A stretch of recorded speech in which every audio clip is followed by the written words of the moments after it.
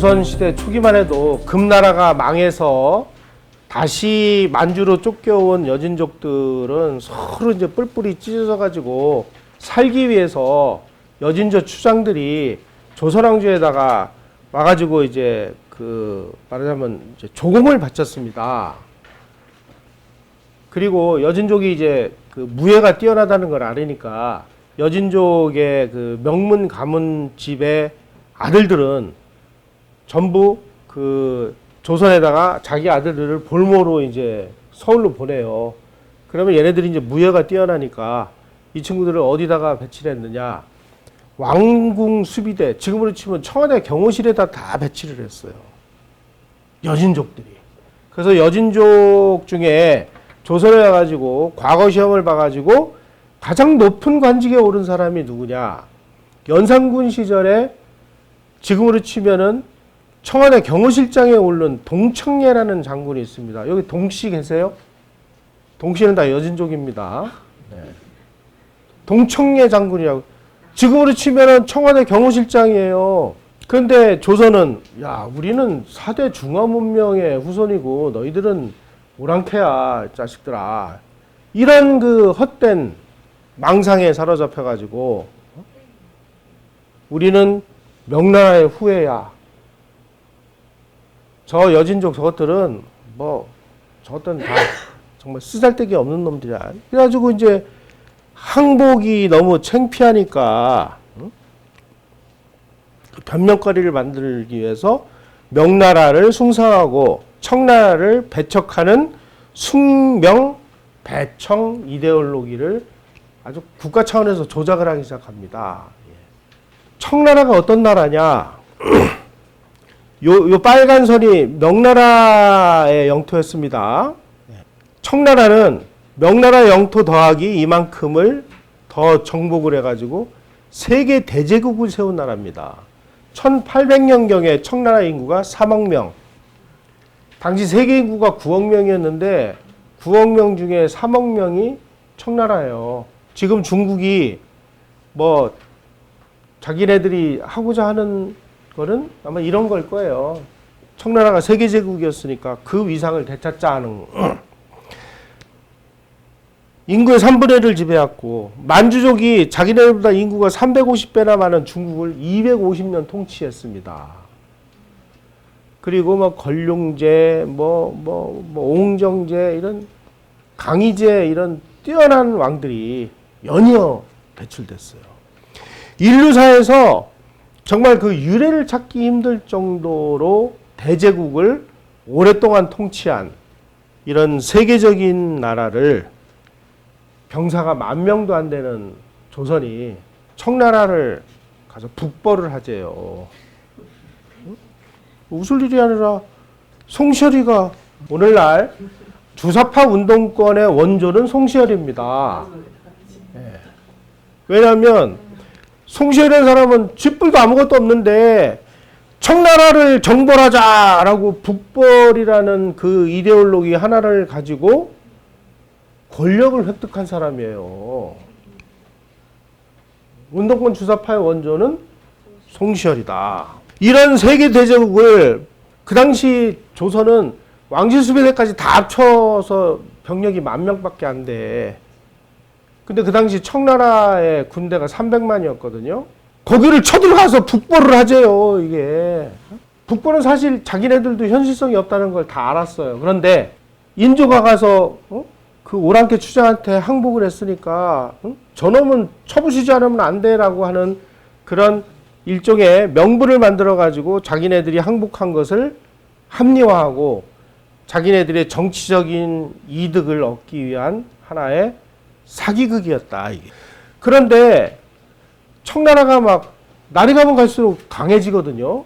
그러니까 도저히 이제 북벌이 이건 사기극이라는 게 다 드러나니까 그 다음에는 뭐라고 얘기하느냐? 이거 가지고 안 되겠다. 또 좋은 거 없냐? 명나라가 이제 청나라한테 망했으니까 명나라의 법통이 중화법통이 저 여진족 오랑캐들은 저건 문명국이 아니잖아. 저건 무식한 놈들이니까 그 명나라 법통이 중화를 지키는 우리한테 온 거야. 우리한테 왔다고 우겨가지고 우리가 이제 중화를 사칭하자. 그래서 만들어진 게 소중화라는 거예요. 그래서 그때서부터 이제 우리가 소중화가 돼요. 그러다가 영조 시전서부터는 또 무슨 황당무계한 일이 벌어지느냐. 소중화인데 우리가 지극히 중화를 추모하는 바람에 이제 우리가 중화가 됐다. 그래서 조선 중화주의로 또 바꿔요. 그러니까 명나라의 법통이 청나라로 간 게 아니라 조선에 왔다. 조선 중화주의다. 그래가지고 나중에 고종이 대한제국을 선포하고 자기가 황제에 오를 때 뭐라고 얘기를 하는지 아세요? 우리는 한 당 송명의 법통을 우리가 이어받아서 내가 황제가 됐다. 청나라는 없습니다. 조선이 이 세상 유일의 문명국이 된 거야. 이제 중국이 망했으니까. 그래서 죽어도 이제 지구상에서 망해 없어진 명나라만을 섬기기로 작정을 했습니다. 명나라가 망했는데도 불구하고 청나라 연호를 쓴 게 아니라 유명조선, 숭정이라는 건 명나라의 연호입니다.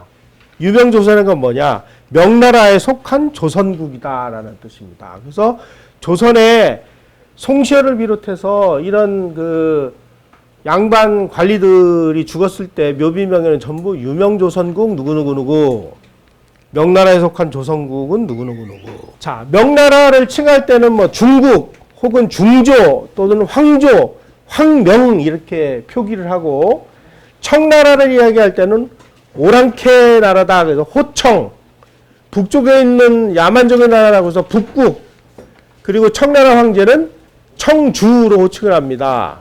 그리고 청태종 홍타이지가 병자호란으로 쳐들어왔잖아요. 그래서 즉위 이전에 공식 호칭인 황태극 대신에 홍타시라고 썼어요. 때려잡아야 할 붉은 돼지 뜻에서.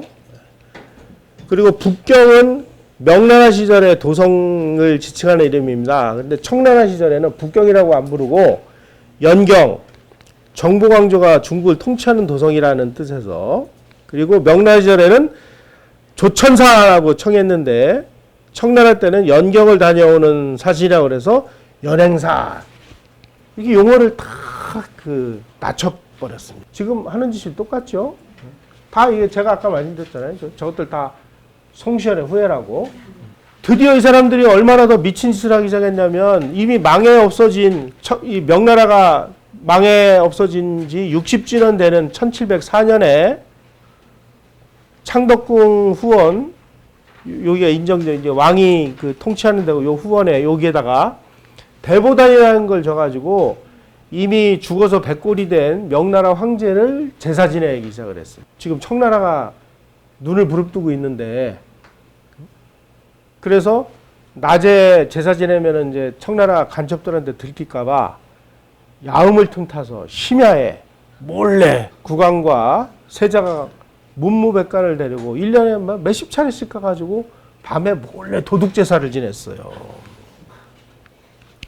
명나라 황제들은 자기네 나라가 망한 후에 200년 동안 조선의 국왕들로부터 아주 융숭한 제사상을 받았다는 걸 여러분들은 아셔야 됩니다. 이 대보단 제사가 언제 폐지됐는지 아십니까? 1894년에 청일전쟁을 하기 위해서 일본군이 경복궁을 점령한 다음에 가만히 보니까 이것들 밤에 몰래 가가지고 명나라 황제한테 제사 지내고 자빠졌거든. 야, 이 새끼들아, 지금 세상이 어느 세상인데 지금. 그래가지고 공식으로 대보단 제사가 폐지된 것이 1894년 8월이다. 200년 동안 깊은 밤에 여기 가가지고 명황제한테. 그래서 이거 어떻게 이해를 해야 될까요? 요즘에 저 문재인 일당이 중국한테 설설 기는 거 이제 이해가 되시죠? 왜 그런지. 예. 그러니까 중국, 일본은 막 근대화, 개방, 막 세계화를 향해서 막 나갈 때 우리는 소중화, 조선중화로 그냥 돌격을 한 거예요. 정신승리. 똑같잖아, 지금 의식하고. 얼마나 똑같은지를. 바로 이런, 일본은 막 조선 도공들이 만든 도자기를 해에다가 막 1년에 막 몇억 불, 몇십억 불, 뭐 몇천억 불어치 수출해가지고 버는 돈으로 기계 사고, 무기 사고 해가지고 근대화할 때 우리는 소중화로 거꾸로 후진을 했으니 이놈의 나라가 이게 안 망하면 이상한 거 아니에요? 이런 거 어디 가서 아무도 안 가르쳐 주잖아요. 여러분 여기 오늘 잘 오신 거예요. 중화제국이 멸망해서 중국 대륙 오랑캐 땅으로 변했으니까 지구에서 중화 문명을 보존하고 있는 것은 조선이다. 그러니까 우리는 이제 중국이 돼야 된다. 그래가지고 조선이 중화 의식이 돼가지고 우리가 뭐냐? 영조가 1764년에 아까 얘기한 금속 활자로 이렇게 인쇄를 해서 신하들에게 나눠줬어요. 황조의 1월 우리 동국이 대명일세.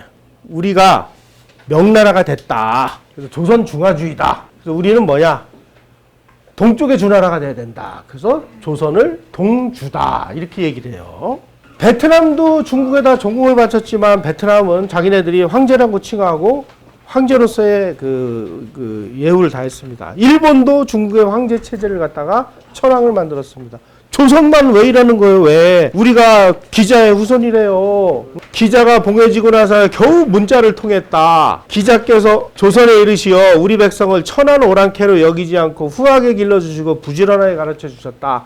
기자라는 사람이 은나라가 망한 다음에 조선에 왔는지 안 왔는지를 증명할 수 있는 사료는 이 지구상에 존재하지 않습니다. 왔는지 안 왔는지도 몰라 지금. 그런데 이 짓을 하고 있어요. 더 웃기는 거는요. 여기 청주 한씨 계세요? 예, 청주 한씨가 기자의 후예래. 선우씨, 기씨, 서씨 기자를 따라왔던 5,000명이 봉화금씨, 태인경씨, 토상궁씨, 미령 및 한평노씨 각 성씨의 시조가 돼버렸어요. 이게 무슨 얘기냐? 조선이 중화가 됐으니까 우리 시조가 중국에서 와야만 우리 집안이 사는 거야. 그래가지고 거의 모든 조선의 족보를 전부 우리 시조는 중국인입니다 라고 다 날조를 했다는 겁니다. 이게 거의 모든 족보들은 다 조선 후기 아니면은 일제시대 때 많이 만들어졌습니다.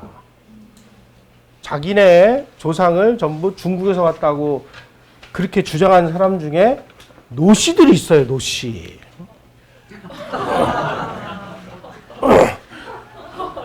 이성무 국사편찬위원장의 연구 결과에 의하면 한국 족보의 80%는 자기 시조가 중국에서 온 사람이라고 다 날조를 해놨다. 노태우하고 노무현이 그 대표다.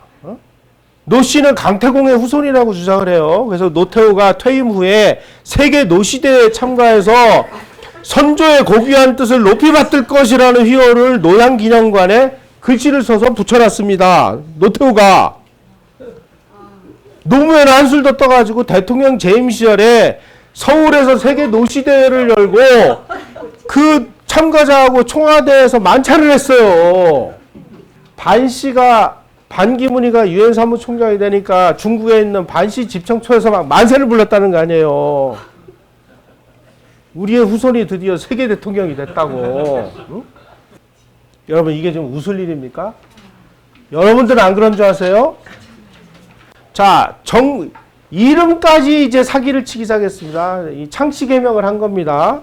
정몽주, 꿈속에서라도 주나라를 보겠다는 뜻입니다. 그래서 몽주예요. 이 사람이 뭐야? 타의 추정을 불허하는 주자 성리학자 아니에요. 정도전, 도를 전한다는 뜻인데 도란 주자의 도, 곧 조선을 동주로 만드는 것이다. 이게 다 기록에 나오는 겁니다. 이순신의 아버지는 자기 자식 이름을 질 때 중국의 사망호제 이름을 차용해서 첫째는 복희씨를 따서 이희신이라고 적고 둘째는 요임금을 따서 이요신, 셋째는 순임금을 따서 이순신, 넷째는 우임금 이름을 따서 이우신으로 적습니다. 우리 스스로 중국식으로 창씨개명을 한 거예요.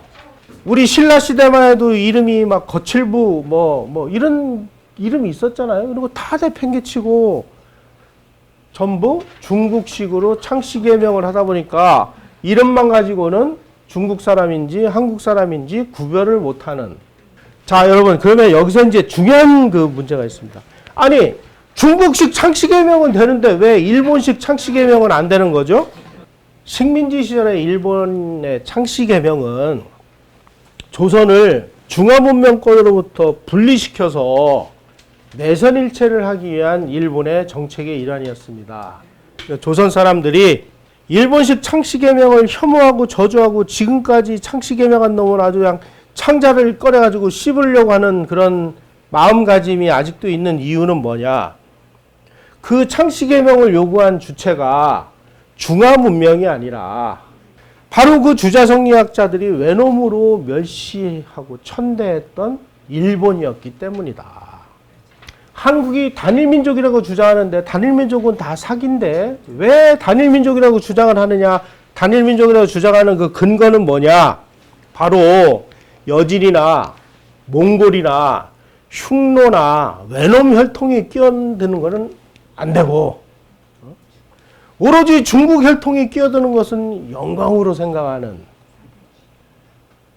그래서 여진족의 금나라 정사에도 나와 있듯이 우리 그 김씨 경주 김씨 후예야라고 해도 인정을 안 해. 왜? 이것들 쌍놈이니까. 오로지 명나라 중화문명에서 온 그 사람들하고 우리는 동류다. 이름 봐라. 자, 이렇게 되니까 바로 이런 한족화된 순혈제의 주의. 자, 이렇게 되니까 중국 사람 입장에서 보면 뭐예요? 야, 한국 너희들은 자식아, 우리 중국 사람에 건너가서 만든 화교국가 아니야? 어? 화교국가인데 어디 싸가지 없이 미국하고 동맹을 맺어. 죽기 전에 빨리 중국으로 투항해 라고 얘기하는 게 지금 한중 동조론이라는 것입니다. 이게. 여러분, 이 뿌리와 이 핵심을 아셔야 이게 뭔지를 알죠. 어? 시진핑이 트럼프하고 정상회담 한 후에 이렇게 얘기했다는 거 아니에요. 한국은 중국의 일부였습니다. 어? 중국인들은 한국인들에게 뭐라고 지금 주장을 하느냐. 야, 너희들 족보 봐. 족보 꺼내봐. 막 여기 지금 니네 조상이 지금 중국에서 갔다고 돼 있잖아. 80%가 지금 중국인이라며. 그런 말 너희들 화교국가 아니야. 어? 어디 화교국가 싸가지 없이 동맹을 미국하고 맺어 죽여버릴까. 이거 뭐. 빨리 투항해 새끼들아. 그게 한중 동조론이라는 거예요. 이게. 어? 그 시진핑만 한중 동조론이었나요? 중국인들이 이런 망언을 내놔도 이런 반박할 근거조차 막막하게 된 건 우리 스스로 다 중화문명에 투항을 해서 우리가 소중화였다며, 우리가 조선 중화주의였다며, 우리 조상 다 중국에서 왔다며, 이게 지금 전부 근거로 남아있는데 뭐라고 얘기하실 거예요? 어? 그러니까 이런 인간들이 이런 싸가지 없는 얘기를 해도 우리는 뭐 깨갱하고 아무 소리도 못하고, 일본이 뭐 창씨개명했다가 막 길길이 날뛰고 하는 그 문명의 근저가 뭐냐. 이거다 이거죠. 오랑캐 항복한 이 치욕감을 씻기 위해서 중화세계를 우리는 후진한 그 결과물이라는 겁니다. 자, 1820년에 세계의 국력이 어땠느냐. 중국이 1등, 인도가 2등, 러시아, 영국, 프랑스, 아프리카는 뭐 통틀어서 이거니까 빼고, 독일, 다음에 일본이었습니다. 조선의 역사 시계가 정지가 돼가지고, 삼전도에서 항복한 그 순간에 정지돼가지고, 우리는 후진하고 있을 때, 다른 나라들은 쉬지 않고 문명의 시계를 돌려서 열심히 앞으로 달리고 우리는 뒤로 가서 18세기, 19세기에 일본은 세계 7위 내지 8위의 경제력을 가진 나라였다는 사실조차도 우리는 인정을 안 하고 있어요. 우리만 인정을 안 해요. 전 세계는 다 인정을 하는데, 그러면 우리가 정신병자가 되는 거죠. 우리가 개항이 일본보다 30년 뒤늦었으니까 우리가 빨리 열심히 해서 따라갈 수 있다라고 주장을 하는 것도 역사적 사실과는 다르다. 우리 이름은 다, 우리는 이름만 가지고 우리는 중국인이에요. 족보를 보면 우리 중국인이에요. 그래서 중국인들이 빨리 중화 문명으로 투항을 해. 라고 얘기해도 우리는 지금 찍소리 못하고 있어요. 정신세계는 다 송시열류의 운동권 주자성리학 논리에 함몰되어 있어요. 자, 이런 변태적인 정신세계에서 일본이 제대로 보입니까? 세계가 제대로 보입니까? 아무것도 못하고 갈팡질팡 하면서 우리가 뭐 어디로 가야 되지? 지금 이러고 지금 지구 뒷골목을 뭐 방어하고 있잖아요. 우리가 물건은 뭐 잘 만들어서 세계에서 뭐 밥은 먹고 살 수 있을지 몰라도 우리의 정신세계는 완전히 막 황폐가 돼가지고 가치관도 없고 우리가 이런 어디에 우리가 위치를 지켜야 우리의 생존이 담보되는지도 모르면서 이미 이승만이라는 위대한 분이 미국하고 손잡아가지고 동맹을 만들어야 우리가 안전하게 살 수 있다. 그러니까 자손만대에 이렇게 가라고 만들어준 이것도 지금 막 뿌리가 흔들리는 이유는 우리 국민 모두가 지금 우리는 어디에 서 있는지조차도 모르는 그런 기본적인 교육조차 공교육이 해주지 않는 무식이 지배하는 정신적 무식 상태에서 5천만 전 국민이 이리 휩쓸리고 저리 휩쓸리면서 갈 길을 잃은 이런 지금 상황에 처해 있습니다. 이제 어떻게 해야 될까요? 뭐 답은 여러분들이 다 아실 테니까 저는 여기까지 말씀드리고 여기에 나와 있는 요 내용들은 버리시지 말고 잘 좀 보관하면서 정신이 혼미해질 때마다 한 번씩 읽으시기 바랍니다.